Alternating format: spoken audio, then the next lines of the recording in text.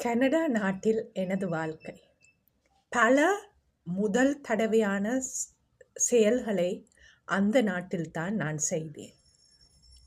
முதலாக ரெஸ்டாரண்ட்டில் தனியாக போய் உணவு உண்டது அங்குதான். உண்மையிலே அந்த போய் தனியாக இருந்து உணவை ஆர்டர் பண்ணி அருந்துவதற்கு ஒரு தயக்கம் இருந்தது. ஒரு புத்தகத்துடன் அங்கு உணவகத்துக்கு சென்று அந்த உணவு வரும் வரை காத்திருக்கும் வேளையில் அந்த புத்தகத்தை படித்து முதலாக தனியாக உணவை அருந்தி பே பண்ணி எல்லாம் செய்துவிட்டு வந்தேன்.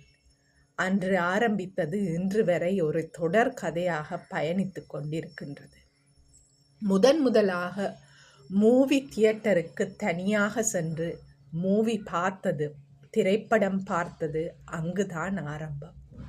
ஆங்கில படத்துடன் ஆரம்பித்த அந்த பயணமானது அங்கும் இங்கும் தமிழ் படத்தையும்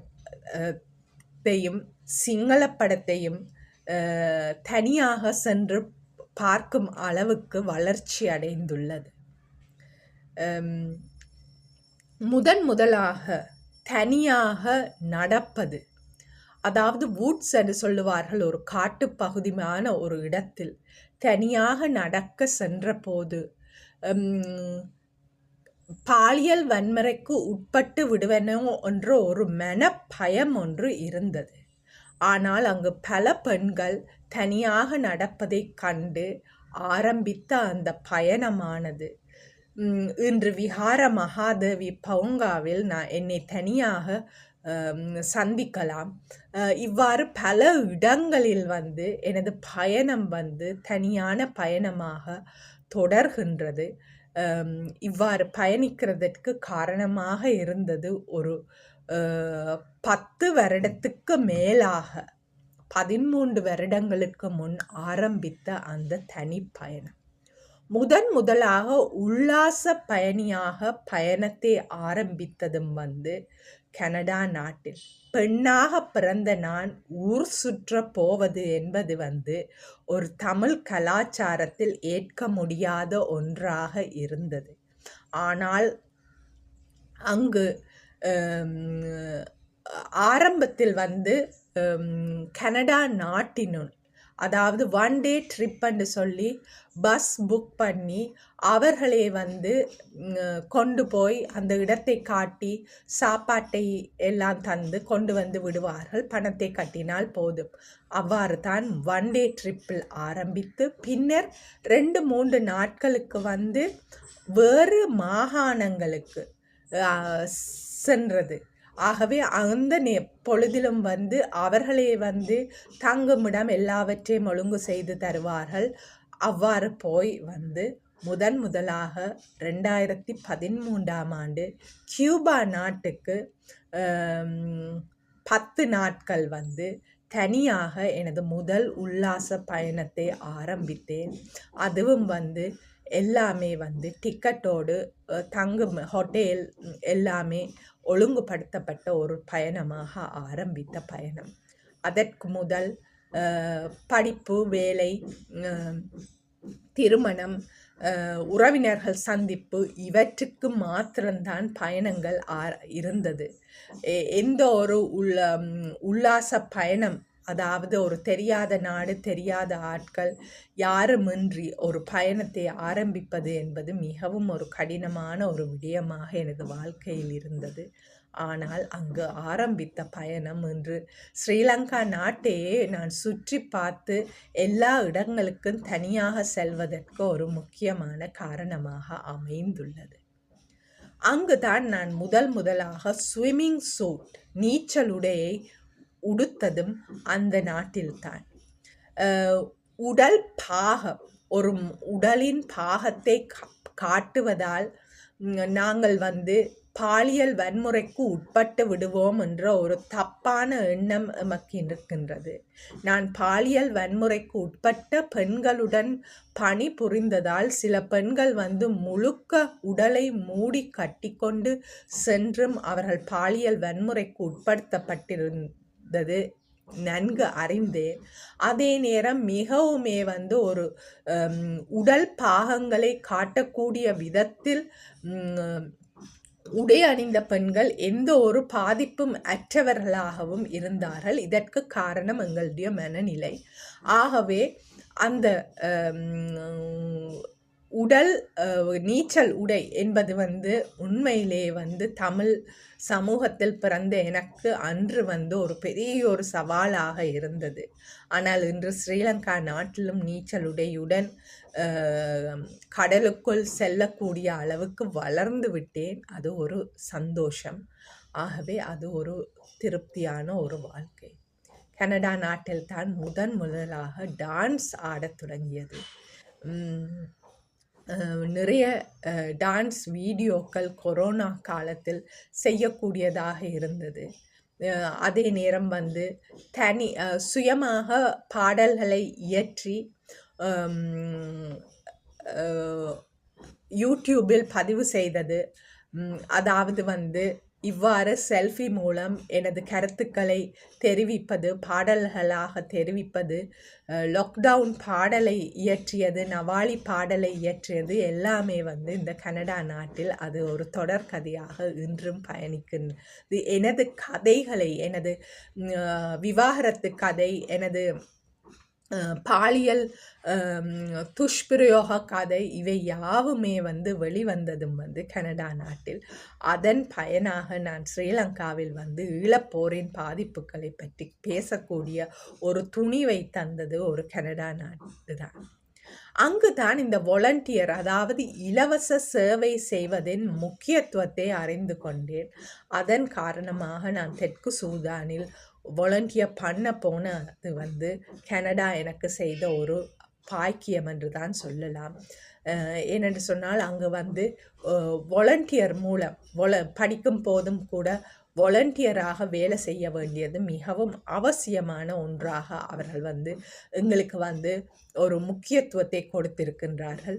அதன் பலன் வந்து வார்த்தைகளால் விவரிக்கவே முடியாது. ஒரு பணத்தை பெற்று ஒரு வேலையை செய்வதும் போது பணம் கிடைக்கின்றது. ஆனால் எந்த ஒரு சந்தோஷமோ எந்த ஒரு திருப்தியோ அந்த வேலையில் கிடைக்காது. ஆனால் இலவசமாக நாங்கள் பணி செய்யும் போது அதன் திருப்தி மிகவும் அதிகம். ஆனால் இலங்கை போன்ற நாடுகளில் இந்த வாலண்டியர் ஒர்க், இலவச சேவை என்பது மிகவும், அதாவது ஒரு அனர்த்தம், ஒரு பிரச்சனை ஏற்படும் போது மாத்திரம்தான் இந்த வாலண்டியர் சர்வீஸ் நடைபெறுகின்றது. மற்றும்படி சாதாரண நிலைமையில் நாங்கள் வந்து இலவசமாக சேவை செய்வது வந்து ஒரு தப்பான எண்ணத்துடன் நாங்கள் செய்கின்றோம் என்ற ஒரு தப்பு கணக்கு ஒன்று இருக்கின்றது. ஆகவே இங்கு அது வரவேற்கின்ற விடயமல்ல. ஆனால் இங்கும் நாங்கள் அதை செய்யும் போது ஒரு மன திருப்தி தான். வாழ்ந்ததற்கு ஒரு அர்த்தம் கிடைப்பது வந்து இந்த வாலண்டியர் ஒர்க், இலவச சேவை மூலம்தான். கனடாவில் தான் வளர்ந்து, அதாவது சிறு வயதில் 15 வயது வரை யாழ்ப்பாணத்தில் வாழும்போது பைக்கில் ஓடினது. ஆனால் பின்னர் 38 வயதில் 30 வயதுகளில் மீண்டும் ஒரு பைக் கனடாவில் வாங்கி ஓடியது ஒரு சிறப்பான ஒரு வாழ்க்கை முறை. அந்த சுதந்திரம், அந்த பெண்ணாக சுதந்திரமாக பைக்கில் பயணிப்பது ஒரு தனித்துவம். அதை வந்து மீண்டும் செய்யக்கூடியதாக இருந்தது வந்து கனடா நாட்டில். அது ஒரு சந்தோஷமான ஒரு விடயம். எனது வாழ்க்கையில் வந்து நான் மிகவும் ஆசைப்பட்டது வந்து அன்னை தெரேசா போல வாழணும். அதாவது வந்து ஃப்ளோரன்ஸ் நைட்டிங்கேல் அவ போல சேவை செய்யணும். அதாவது நோய்வாய்ப்பட்ட மக்களுக்கு இந்த ஆசையை நிறைவேற்றி வைத்ததும் கனடா நாடு. அங்குதான் நான் வயோதிபர்களோடு பணியாற்றக்கூடிய ஒரு சந்தர்ப்பம் கிடைத்தது. அது வந்து உண்மையிலே வந்து ஸ்ரீலங்கா நாட்டில் அட்டண்டன்ட் என்று சொல்லுவார்கள். ஆனால் அங்கு கேர் கிவர், கேர் மேனேஜராக அவர்களை பராமரித்தது வந்து ஒரு மன திருப்தி. அந்த திருப்தி நான் நினைக்கல. என் வாழ்க்கையில் எந்த வேறு ஒரு தொழிலில் நான் அதை பெற்றுக்கொள்ள முடியாத ஒரு திருப்தி. வைத்தியராக பணி புரிந்த பிறகு ஒரு கேர் கிவராக பணிபுரிவது என்பது வந்து மிகவும் கடினமான விடயம். அது வந்து ஸ்ரீலங்கா நாட்டில் அவ்வாறான சந்தர்ப்பம் கிடைக்குமோ தெரியாது. ஆனால் கனடா நாடு நான் வைத்தியர் என்று தெரிந்தும் எனது ஆசையை நிறைவேற்றி வைத்த ஒரு நாடாக இருக்கின்றது. நான் எவ்வாறு ஒரு சாதாரண ஒரு தாதியாக, ஒரு அட்டெண்டண்டாக ஒரு நோயாளியை பராமரிக்கணும் என்று ஆசைப்பட்டேனோ, அதே விதமாக அந்த ஆசையை நிறைவேற்றி வைத்த ஒரு கனடா நாட்டில் தான் முதலாக மொட்டை அடித்தது. கோவிடுக்கு முதல் மொட்டை அடித்தேன். மொட்டை அடித்ததோடு கோவிட் வீட்டிலேயே இருந்தேன். ஆனால் அந்த நேரத்தில் நிறைய காணொளிகளை நான் வந்து பகிர்ந்தேன். முதலாக இந்த சைல்ட்ஹுட் செக்ஷுவல் அபியூஸ், சிறு வயது பாலியல் துஷ்பிரயோகத்துக்கான பாடல் வந்து இந்த மொட்டை தலையுடன் தான் வந்தது. பின்னர் வந்து ஸ்ரீலங்கா நாட்டில் இந்த மொட்டை அடிக்கணும் என்ற ஒரு ஆசை. ஆனால் அதற்கு ஒரு மனப்பயம் ஒன்று இருந்தது.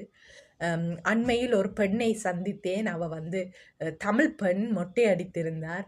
அவ வந்து கூறினார் மொட்டை அடித்ததை பற்றி. ஏண்டா ஆண் சலூனில் தான் மொட்டை அடிக்க முடியும், ஏண்டா பெண் சலூனில் வந்து மொட்டை அடிக்க முடியாது. ஆகவே ஆண் சலூனுக்கு சென்று அதுவும் ஒரு புது அனுபவம். என்றால் சிறு வயதில் வந்து ராஜா சலூன் என்று சொல்லி 10 வயது வரையும் ராஜா சலூனில் தான் தலைமுடி வெட்டினது. ஊரிலும் வந்து அருளானந்தம் என்று சொல்லி, செல்லரையா என்று சொல்லி இருவர் வந்து ஆண்கள் தான் வீட்டில் வந்து தலைமுடி வெட்டி செல்வது வழக்கம்.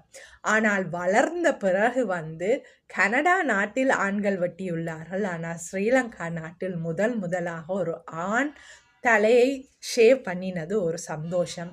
அதுக்கு ஒரு ஒரு பிள்ளையார் சுழியை போட்டு வைத்தது கனடா நாடாக இருக்கின்றது. இவை யாவுமே வந்து நான் தனியாக வாழ்வதற்கு ஒரு வாழ்க்கை தரத்தை எனக்கு ஏற்படுத்தி உள்ளது. கனடா நாட்டின் சிறப்புகள் பல தொடரும் இந்த வீடியோவில் பகிர்கின்றேன். ஆனால் தனியாக எனது வாழ்வை ஆரம்பிப்பதற்கு கனடா நாடு ஒரு முக்கிய பங்கை வழிவகுத்துள்ளது. அதன் பயணம் இன்றும் வந்து தொடர்கின்றது. அங்கு நதி அருகில் வந்து தனியாக உட்கார்ந்திருப்பது வழக்கம். இன்று கடற்கரையில் தனியாக உட்கார்ந்திருக்கின்றேன். ஆகவே அங்கு செய்த யாவற்றையும் இங்கு செய்தது ஒரு சந்தோஷம். அந்த திருப்தி என்றுமே ஒரு மன நிம்மதி. ஆகவே செய்ய முடியாது என்று சொல்லி வரையறுத்த யாவுமே இன்று செய்யப்பட்டுள்ளது என்பது இந்த நான் பிறந்த ஸ்ரீலங்கா நாட்டில் தமிழர்கள் மத்தியிலும் அதே வாழ்க்கையை நான் வாழ்கிறேன் என்பது எனது பெருமை. அந்த பெருமையை உங்களுடன் பகிர்ந்து கொள்வதில் எனக்கு ஒரு பெருமை. நன்றி.